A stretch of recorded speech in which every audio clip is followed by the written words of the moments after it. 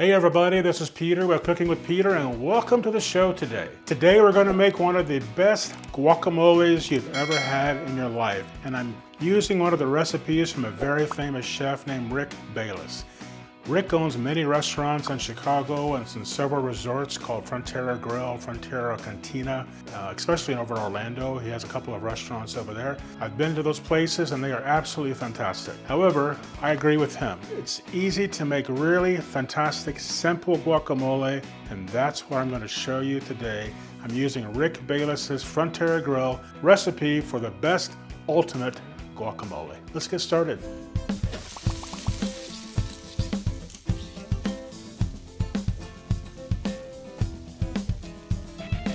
Okay, I want to go over the list of ingredients with you today for this ultimate Rick Bayless guacamole. Let me show you what these ingredients are going to be. The ingredients for this guacamole are really pretty simple. Here we have 3 ripe, mashable avocados. Here I have some diced tomato. I have some diced red onion. I prefer red onion over white, and I'm going to show you a trick about that red onion, or any onion actually, in just a minute. Here we have some diced jalapeno.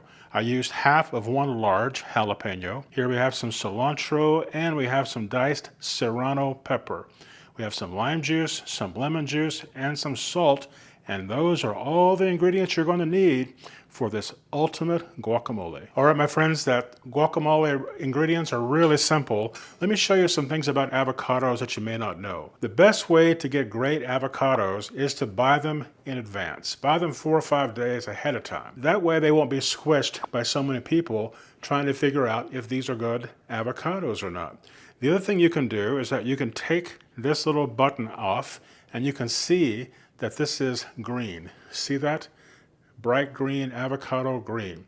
Whenever you see that, you know the avocado is good. Also, a lot of people will test the avocado by pressing up here. That's not the last place where the avocado gets ripe. It's down here on this side. So if you really want to test an avocado, just give it a gentle push on the bottom, because that's where you know for sure if the avocado is ready to go. What you want to do is just use your knife, cut into the center, and just move that knife around just like that. We're just kind of cutting it in half. Then just twist the avocado. We're going to be using a knife. Be very careful with this. We'll use the knife, and then we'll just pull that pit out, just like that. I'm sure the majority of you know how to do that. I'll set that aside. Let me get the rest of these avocados ready, and I'll be right back and show you the next steps.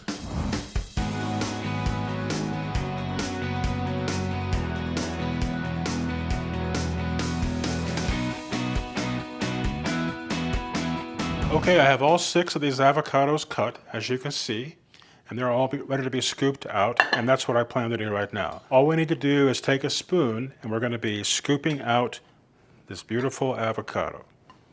Here we go, just like this. And just like that, we have the avocado out. Just like that. Super simple.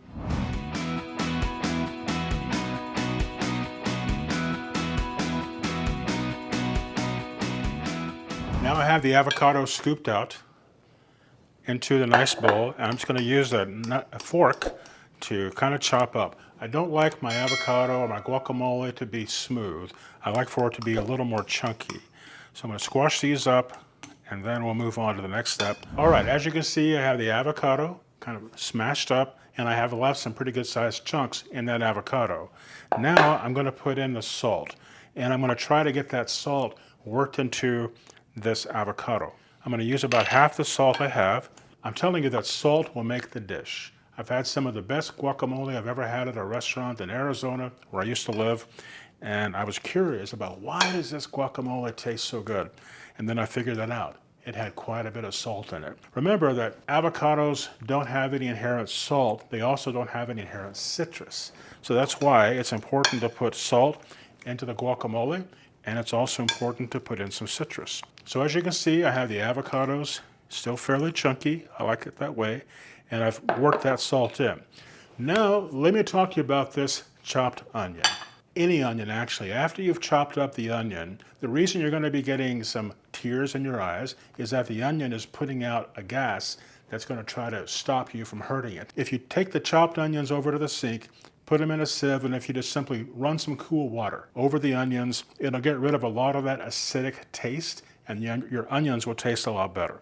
So I'm going to go ahead and just drop these onions into the crushed avocado and work those in.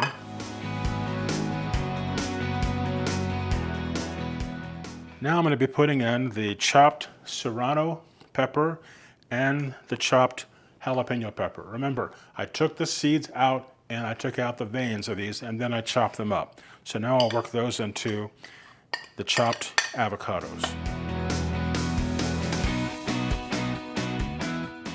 Now's a great time to taste. That salt is perfect. I haven't used all of it yet, but I'll use a little more in a bit. But for right now, that salt is perfect. I'm going to be putting in this chopped tomato. I'm putting the chopped tomato in next to last because I don't want to be smashing up the tomatoes and creating somewhat of a juice. So the tomatoes are going to go in at this time. Work those around into the guacamole, looking fantastic. Now add just a little more salt because we added the tomatoes, and we want those to have some salt also. Now I'll start putting in the juice. I'm going to be using half of a lime and half of a lemon. This is the lemon. And you're going to juice that and let that go right into the guacamole mixture. Some people use all lime juice. I have found that lime and lemon really give it a fresh flavor, and so I really like to do that lime and the lemon. All right, let's mix that.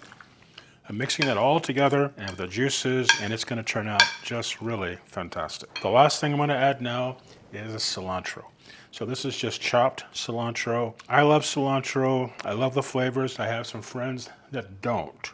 So if you don't like cilantro, or if you have some guests at your house that they don't like the cilantro, you don't have to put it in. It does make it very, very good. I'm going to taste this one more time for the salt. It needs just a little bit of salt, so let me put that in. I'm going to mix the salt in one more time. And we are finished. I'm now going to put this into our bowl that we're going to serve it in.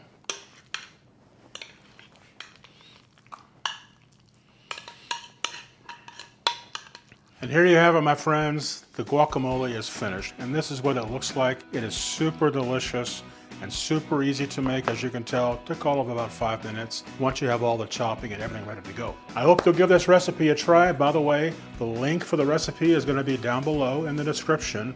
Please do me a favor, give us a thumbs up for this video. If you have not subscribed already, please do so and do me a huge favor. And please remember to tell your friends about the channel, ask them to watch the videos, and also give us a thumbs up and subscribe. I appreciate you watching the show today. We'll see you next time.